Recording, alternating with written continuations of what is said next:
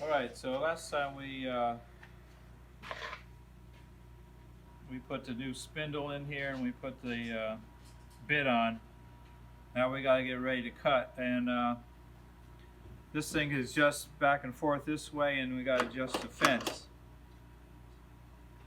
Now in the position it's in, it's all the way forward, and I don't think we're quite far enough forward, so we have to move the position of this whole fence.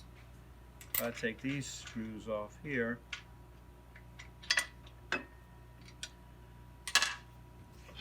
And you'll see there's 3 positions for these bolts. I think we just got to move it to the next one.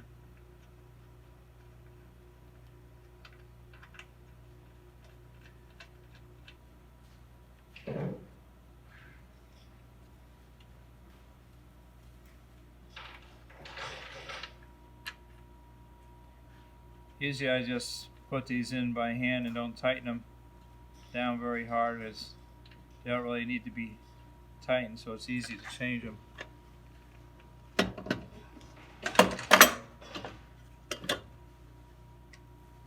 gonna put these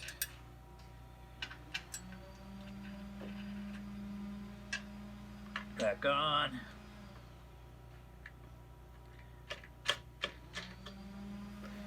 And it's good to have a, I can put my piece of wood up here and see about where it's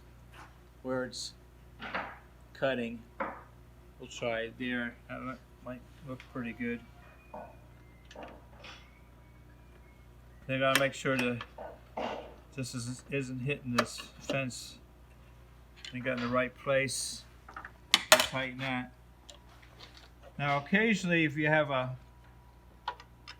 much bigger bit, you might have to change the position. You see there's different positions here. Right. And take the 2 screws out and move the whole wood one way or the other.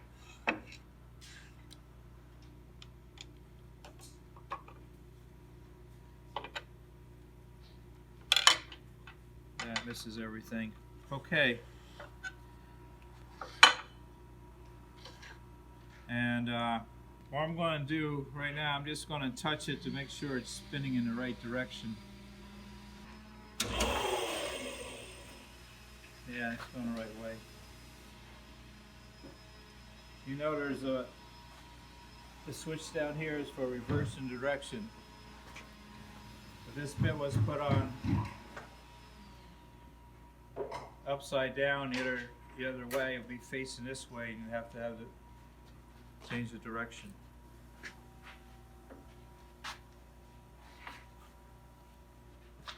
Then we're going to bring the power feed around. The power feed, we want to get it pretty close as we can to the bit, and we want to angle it a little bit. Maybe, at least 5 degrees or so away from the fence. And we're going to feed it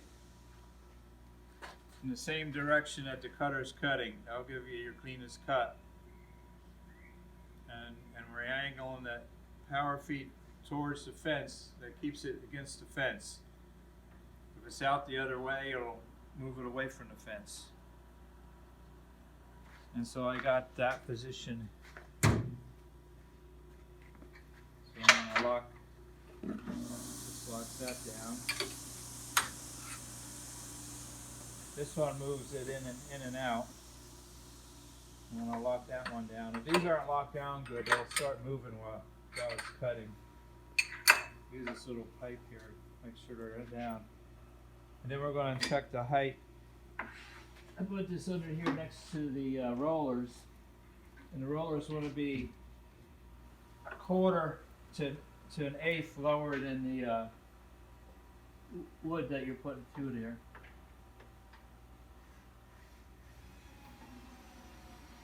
Looks about right. We just estimate that.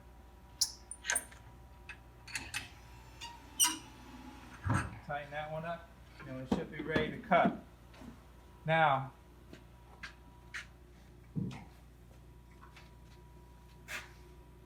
This, of course, goes in two directions. That's moving this way and it has two speeds in each direction.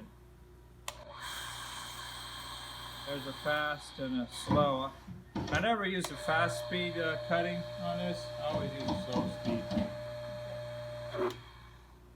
So right there is where we want it. And next we're going to send this through.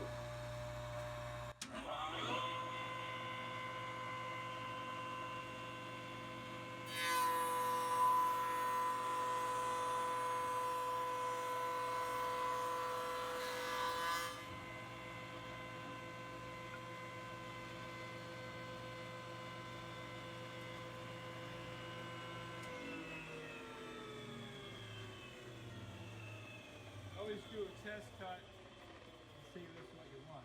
Okay. Now, when you're first feeding this, it's good to hold it against the fence until it gets to the second fence. Because sometimes in that little opening where the bit is, this could suck into it and turn like that. So I always like to hold it here until it passes the passes that opening where the cutter is.